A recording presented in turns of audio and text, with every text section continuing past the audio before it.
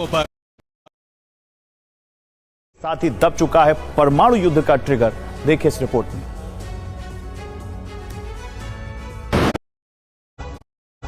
आखिर कितना भयावह था ज़ेलेंस्की का ऑपरेशन क्रास्नो साथ और साथ साथ और साथ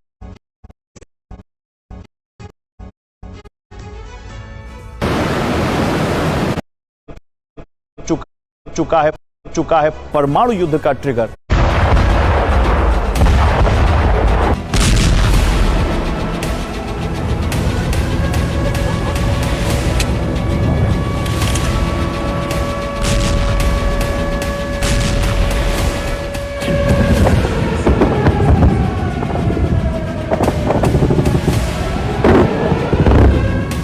रात के वक्त आसमान से बरसता ये बारूद जिसने रूस के क्रास्नोदर प्रांत में सनसनी मचा दी।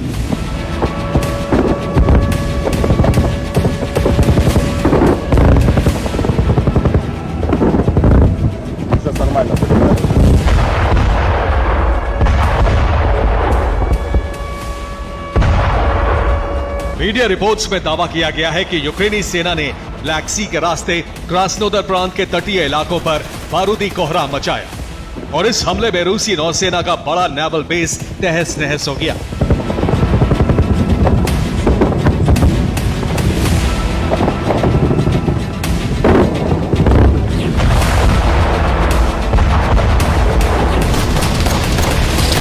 बीती रात यूक्रेन की सेना ने ब्लैक सी के उत्तर पूर्वी छोर पर मौजूद क्रास्नोदर प्रांत की पोर्ट सिटी को निशाना बनाया।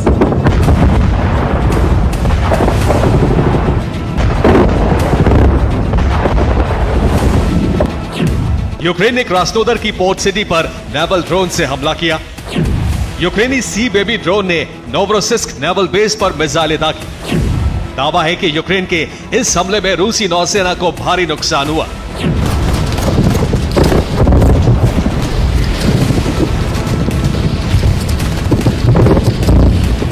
क्रास्नोदर प्रांत का नोवरोसिस्क शहर जहां रूसी नौसेना का सबसे बड़ा नेवल बेस है, इस नेवल बेस पर रूस की ब्लैक सी फ्लीट के जंगी बेड़े 24/7 तैनात रहते हैं।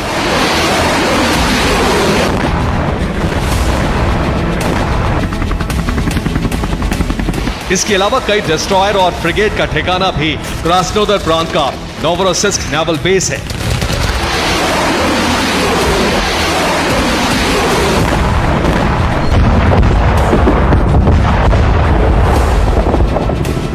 ऐसे में सवाल खड़ा होता है कि यूक्रेन ने ब्लैक सी के उत्तर पूर्वी छोर पर मौजूद नोवरोसिस्क नेवल बेस पर सी बेबी ड्रोन से हमला कैसे किया।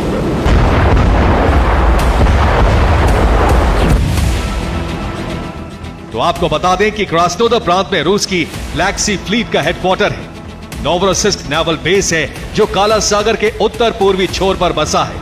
दावा किया जा रहा है कि यूक्रेन के सी बेबी ड्रोन्स ब्लैक सी को पार कर नोवरोसिस्क नेवल बेस के पास पहुंचे और फिर मिसाइलों के जरिए नोवरोसिस्क नेवल बेस पर ताबड़तोड़ हमला कर दिया।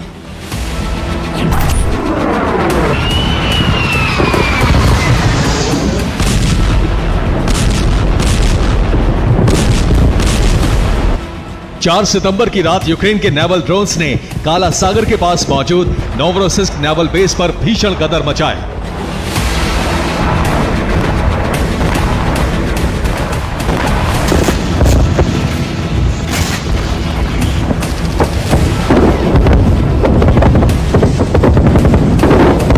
रूस की ब्लैक सी फ्लीट के ठिकाने पर फुल फ्लेजेड आक्रमण किया।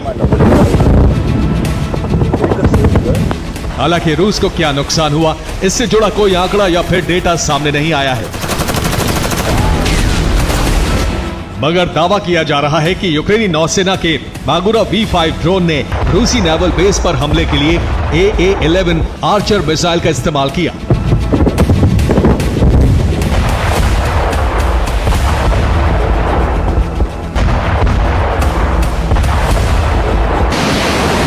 जैसे ही मागुरा V5 में लगी मिसाइल ने नोवरोसिस्क नेवल बेस को हिट किया, जोरदार धमाके के साथ बारूदी गुबार आसमान में उठता दिखाई दिया। वो भी एक साथ कई इलाकों में।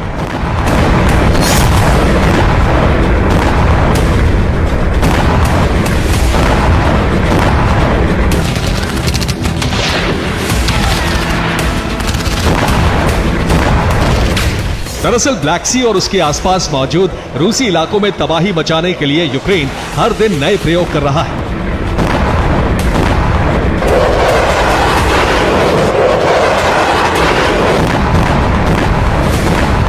नए विनाशक हथियारों का इस्तेमाल कर रहा है।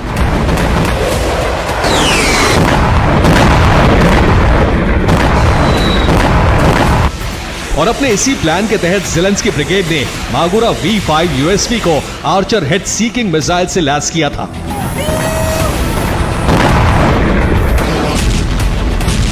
आखिर कैसे ये मिसाइल रूसी नेवल बेस के लिए तबाही का सबब बनी, ये भी जान लीजिए।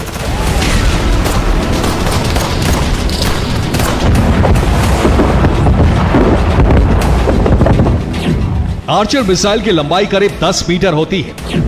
इस एंटी एयरक्राफ्ट मिसाइल का वजन 105 किलो है। आर्चर मिसाइल की मारक क्षमता करीब 40 किलोमीटर है। यह मिसाइल 3000 किलोमीटर प्रति घंटे की रफ्तार से अटैक करती है।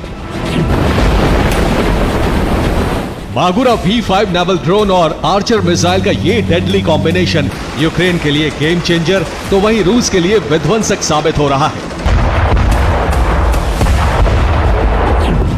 और बीती रात इसी हथियार के जरिए यूक्रेनी सेना ने नोवरोसिस्क नेवल बेस में बारूदी कोहराम मचाया।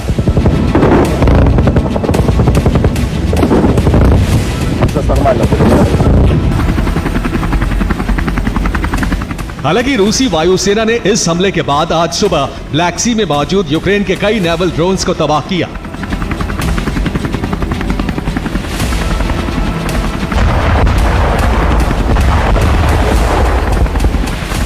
हेलीकॉप्टर के जरिए रूसी मरीन कमांडो ने आधा दर्जन से ज्यादा सी बेबी ड्रोन को ध्वस्त किया।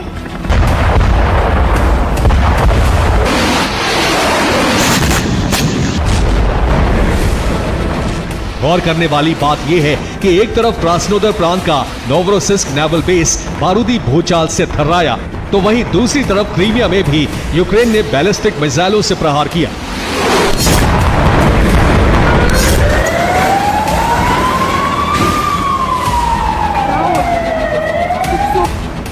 क्रीमिया और क्रास्नोदर में यूक्रेन के इन हमलों के पीछे ये आशंका जताई जा रही है कि पूर्वी यूक्रेन और कुर्स्क में यूक्रेन हार की कगार पर जा पहुंचा है। ऐसे में अब ज़ेलेंस्की क्रीमिया और काला सागर में बारूदी प्रयोग कर रहे हैं।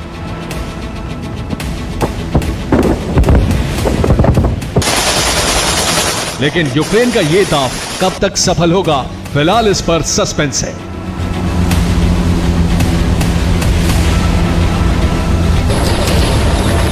Bureau report, TV9 Bharatvarsh.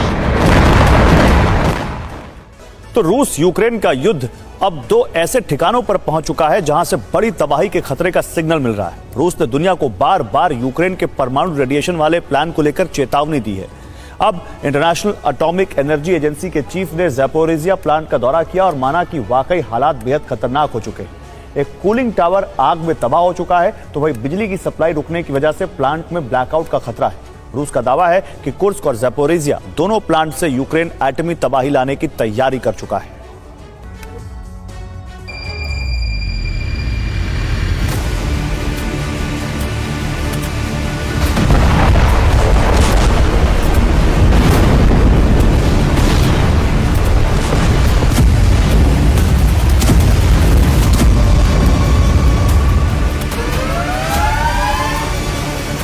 आसमान से जमीन के जिस हिस्से को दिखाया जा रहा है, ये यूरोप की तबाही का केंद्र साबित हो सकता है।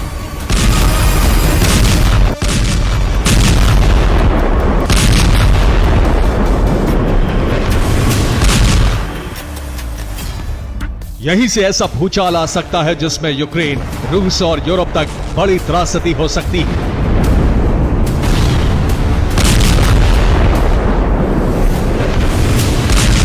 ये यूक्रेन का सबसे संवेदनशील इलाका है। ये वही ज़ैपोरिज़िया न्यूक्लियर प्लांट है जहां से खतरनाक रेडिएशन की शुरुआत हो सकती है। आसमान से ली गई तस्वीरें बिल्कुल नई हैं, तो वहीं दूसरी तस्वीर कुछ दिन पहले की है। ज़ैपोरिज़िया न्यूक्लियर पावर प्लांट में आग लग गई थी। एक कूलिंग टावर तब से लगातार जल रहा है। हालात इतने खराब हो चुके हैं कि IAEA प्रमुख राफेल ग्रॉसी को यूक्रेन आना पड़ा। ग्रॉसी ने ज़ेपोरिज़िया परमाणु प्लांट का दौरा किया और उसके बाद दुनिया की फिक्र बढ़ाने वाली ये बातें कही। Some of the, not stations, but some of the power lines had been affected. And we indicated already at that time that this was a risk for the plant. A blackout in a nuclear power plant is a very serious thing.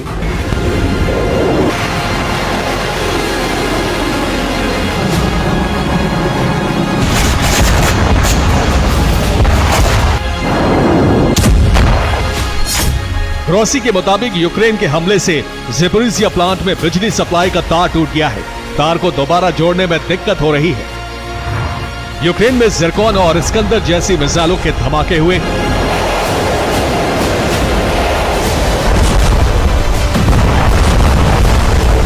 लेकिन दुनिया में ऐसी खलबली नहीं मची जैसी अब है। एक चिमनी से काले धुएं का उठना और प्लांट के करीब लगातार मोर्टार और बम से हमला होना दुनिया को दहशत से भर चुका है।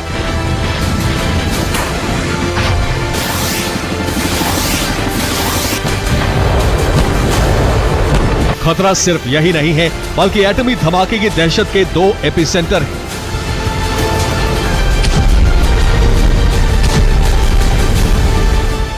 क्योंकि एक तरफ ज़ेपोरिज़िया पावर प्लांट में आग लगी है, तो दूसरी तरफ कुर्स्क में यूक्रेनी सेना कोर्चातोव परमाणु प्लांट पर ड्रोन से हमले कर रही है।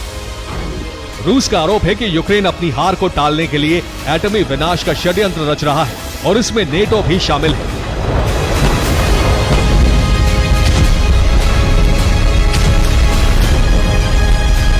रूस ने गिरफ्तार किए गए एक यूक्रेनी सैनिक के कबूलनामे के आधार पर यह दावा किया है। इस सैनिक का नाम मिखाइल शकोदा है, जिसे रूस ने कुर्स्क की जंग में गिरफ्तार किया है।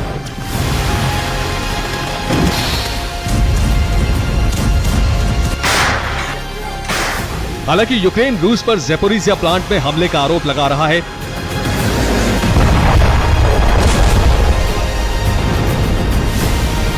लेकिन सवाल है कि क्या कुर्स्क में रूस ने अपने न्यूक्लियर पावर प्लांट को बचाने के लिए ज़ेपोरिज़िया पावर प्लांट के जरिए यूक्रेन और नेटो पर दबाव बनाने की कोशिश की है?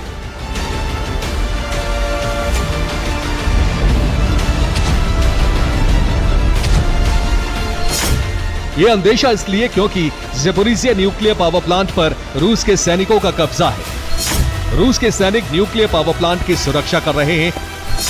फरवरी 2022 के बाद से पावर प्लांट में रूसी सैनिक मौजूद हैं। कुर्स्क परमाणु प्लांट के करीब तक यूक्रेनी सैनिकों के पहुंचने के बाद से रूस यूक्रेन पर परमाणु आतंकवाद की साजिश तैयार करने का आरोप लगा रहा है।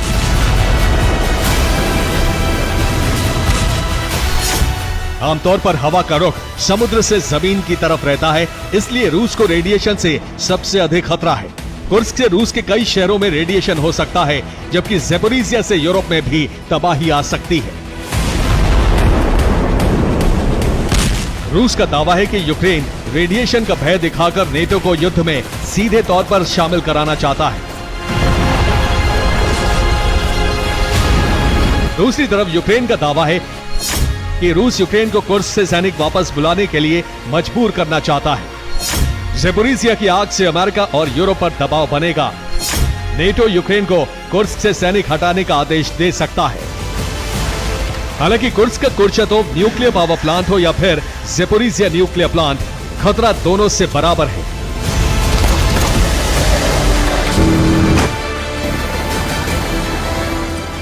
कोर्चातोव परमाणु संयंत्र में विस्फोट से सिर्फ रूस नहीं बल्कि यूक्रेन और यूरोप में भी रेडिएशन फैल सकता है।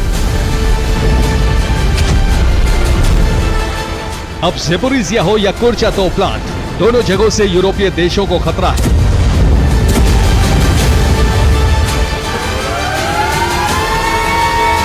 अब तक कुर्स्क में यूक्रेनी फौज की कामयाबी से नेटो बेहद उत्साहित है और रूस के सैनिक कुर्स्क में भीषण जंग का सामना कर रहे हैं।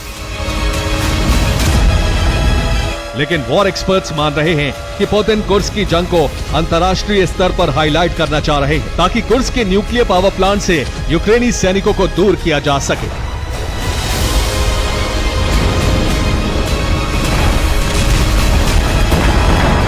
Bureau report, TV9, Bharatvarsh.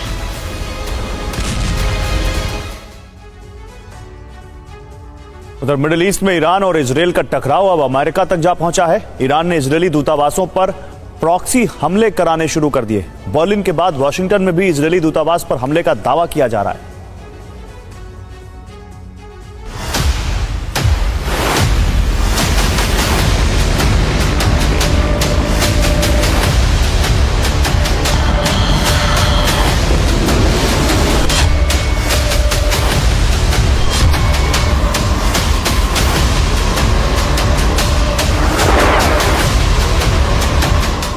अब इजराइल का काम तमाम होकर रहेगा। ईरान ने हमले का अल्टीमेटम दे दिया और इसके लिए तैयारी भी शुरू कर दी है।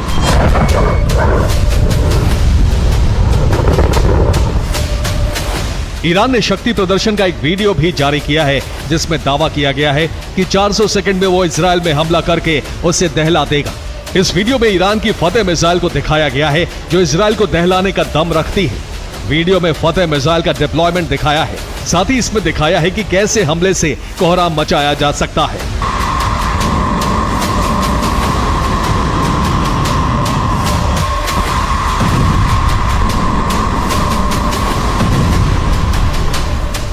दरअसल ईरान ये बताना चाहता है कि वो कभी भी इजराइल को तबाह कर सकता है।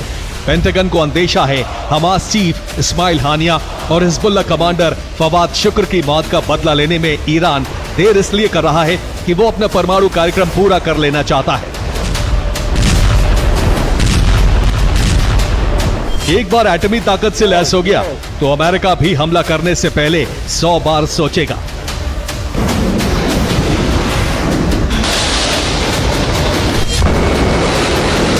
इसलिए ईरान प्रॉक्सी संगठनों के सहारे अमेरिका को उलझा रहा है। प्रोपेगेंडा वीडियो जारी करने के अलावा अब ईरान प्रॉक्सी हमला भी करा रहा है। अमेरिका का दावा है कि ईरान के कहने पर इजरायली दूतावासों पर हमले हो रहे हैं। अमेरिका और जर्मनी में इजरायली दूतावास पर हमले किए गए, जिसके बाद दुनिया भर के देशों में इजरायली दूतावासों की सुरक्षा बढ़ाई गई है। यह फैसला कुछ घंटे पहले अमेरिका में इजरायली दूतावास पर एक संदिग्ध वस्तु फेंके जाने के बाद लिया गया। हालांकि हमलों में अभी बड़ा नुकसान नहीं हुआ है, लेकिन आगे कुछ भी हो सकता है क्योंकि इजराइल को लेकर मुस्लिम देशों में गुस्सा बढ़ रहा है। ईरान के कहने पर मुस्लिम देश एकजुट हो रहे हैं। ईरान की तैयारी देखते हुए अमेरिका ने भी मिडिल ईस्ट में डिप्लॉयमेंट बढ़ा दिया है। ये यूएसएस वॉरशिप की सैटेलाइट इमेज है जिससे पता लग रहा है कि यूएसएस अब्राहम लिंकन अदन की खाड़ी में तैनात है। इसके अलावा यूएसएस रूजवेल्ट भी फारस की खाड़ी तक जा पहुंचा है।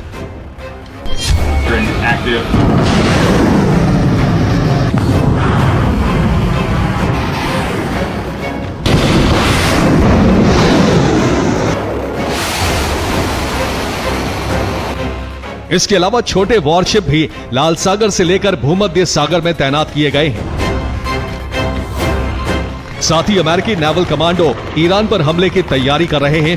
ईरान के कोस्टल एरिया में घुसकर न्यूक्लियर ठिकानों पर हमले किए जा सकते हैं, जिससे ईरान के परमाणु कार्यक्रम को ध्वस्त किया जा सके।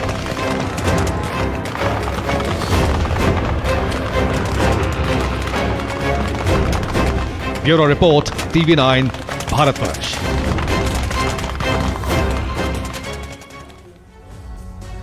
उधर इजरायल की तरफ से एक नया नक्शा जारी हुआ है। खास बात है कि नक्शे में वेस्ट बैंक का इलाका नहीं है। अब सवाल है कि क्या नेतन्याहू वेस्ट बैंक को पूरी तरह से खत्म करने की ठान चुके हैं। सेना के एक्शन से तो यही साबित हो रहा है। 28 अगस्त से वेस्ट बैंक में सेना के जबरदस्त हमले हो रहे हैं। 30 से ज्यादा लोगों की मौत हो चुकी है। सेना कई इमारतों को गिरा चुकी है। वेस्ट बैंक अब तक इतना बड़ा हमला नहीं झेल रहा था। कभी इतना बड़ा हमला वहां नहीं हुआ था। इसलिए माना जा रहा है कि इजरायल अब वेस्ट बैंक के वजूद को ही मिटाने वाला है।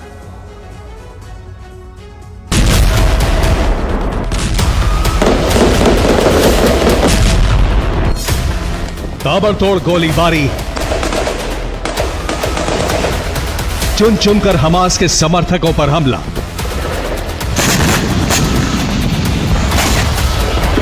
ये गाजा नहीं, वेस्ट बैंक की तस्वीरें हैं। वेस्ट बैंक में सैनिकों की तैनाती बढ़ा दी गई है। जेनिन समेत कई इलाकों में हमास से मुठभेड़ चल रही है। इजराइल के सैनिक हमास समर्थकों को गिरफ्तार कर रहे हैं। इजराइल सैनिक वेस्ट बैंक से हमास के तमाम समर्थकों को मारने के मिशन पर हैं, तो वहीं पीएम नेतन्याहू ने नए नक्शे से बता दिया है कि अब इजराइल का मकसद क्या है। इजराइल के नए नक्शे में वेस्ट बैंक का इलाका नहीं दिखाया गया है, जिससे जाहिर हो रहा है कि नेतन्याहू अब वेस्ट बैंक का अस्तित्व नहीं रहने देंगे। यानी वो जगह ही नहीं बचेगी जहां से फिलिस्तीनियों की आवाज पूरी दुनिया तक पहुंचती रही है। वेस्ट बैंक में क्या होने वाला है, इसका अंदाजा इजराइल के रक्षा मंत्री के बयान से भी जाहिर हो रहा है। रक्षा मंत्री ने सेना से वेस्ट बैंक में पूरी ताकत लगाने को कहा है। सेना के सभी यूनिट को इस्तेमाल करने का आदेश दिया है। जरूरत पड़ने पर हवाई हमला करने का भी आदेश है। प्रधानमंत्री नेतन्याहू और रक्षा मंत्री गैलेंट की रणनीति का असर वेस्ट बैंक में भी नजर आने लगा है। वेस्ट बैंक को घेरकर एक नए ऑपरेशन की शुरुआत कर दी गई है। इजराइल की टारगेट पर जेनिन कैंप और नूर अल शम्स जैसे इलाके हैं। तमाम रिफ्यूजी कैंप में तलाशी अभियान शुरू हुआ है। हमास समर्थक संगठनों को जड़ से खत्म करने के लिए कहा गया है। और दक्षिणी नॉर्वे की रिसाविका खाड़ी में रूसी नौसेना की जासूस बेलुगा व्हेल का शव मिला है। अब सवाल यह है कि रूस की जासूस व्हेल की मौत कैसे हुई? क्या इसके पीछे कोई बड़ी साजिश है?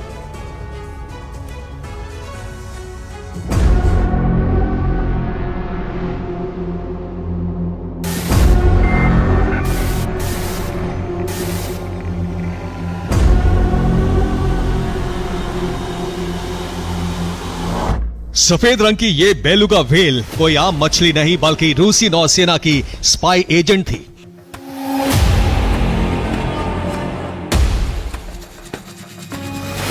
समंदर की ये घातक शिकारी ब्लू वॉर जोन में होने वाली हर मूवमेंट पर नजर रखती थी।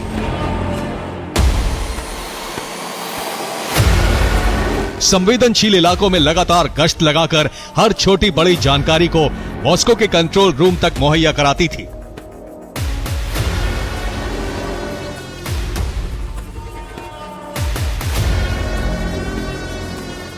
चौदह फीट लंबी और 2700 पाउंड वजनी इस बेलुगा व्हेल का नाम व्लादिमीर था।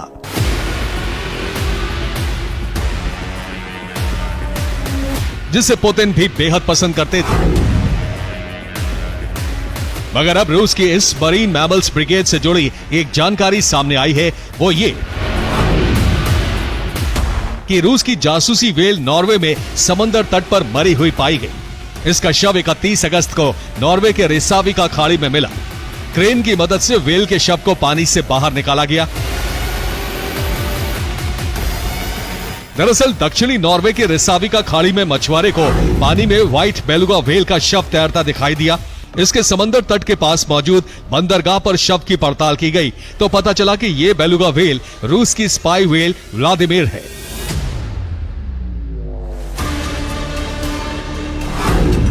व्लादिमीर व्हेल का जब पोस्टमार्टम किया गया तो यह जानकारी सामने आई कि बेलुगा व्हेल की प्राकृतिक मौत नहीं हुई, बल्कि इसे इंसानों ने मारा।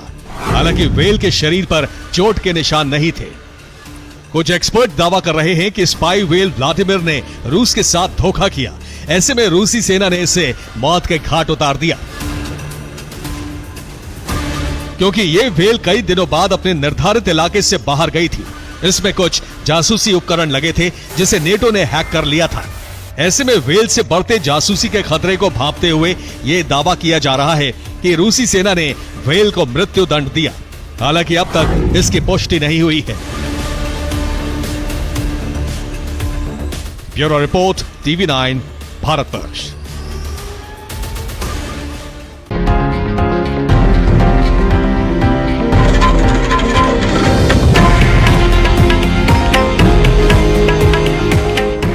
ये है देश का नंबर 1 न्यूज नेटवर्क और आप देख रहे हैं TV9 भारतवर्ष। फिक्र आपकी, परवाह। और चलिए अब आपको दिखाते हैं लोकल टू ग्लोबल।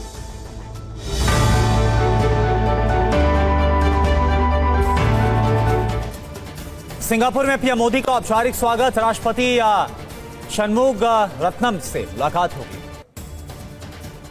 भारत और सिंगापुर के बीच 4 समझौतों पर हस्ताक्षर हुए। सेमीकंडक्टर को लेकर भी समझौता हुआ। दोनों देशों के बीच द्विपक्षीय बातचीत हुई है। पीएम मोदी ने कहा कि भारत में कई सिंगापुर बनाना चाहते हैं। हरियाणा चुनाव के लिए बीजेपी ने 67 उम्मीदवारों की पहली लिस्ट को जारी किया। लाडवा से सीएम नायब सिंह सैनी, अंबाला कैंट से अनिल विज उम्मीदवार। बीजेपी ने 9 मौजूदा विधायकों का टिकट काटा है। 2 मौजूदा विधायकों की सीट बदली है। 17 मौजूदा विधायकों और 8 मंत्रियों को दोबारा से टिकट दिया गया। जेजेपी छोड़कर बीजेपी में आए 2 नेताओं को मिला टिकट। रामकुमार गौतम को सफीदों से, अनूपा धानक को उकलाना से बनाया गया।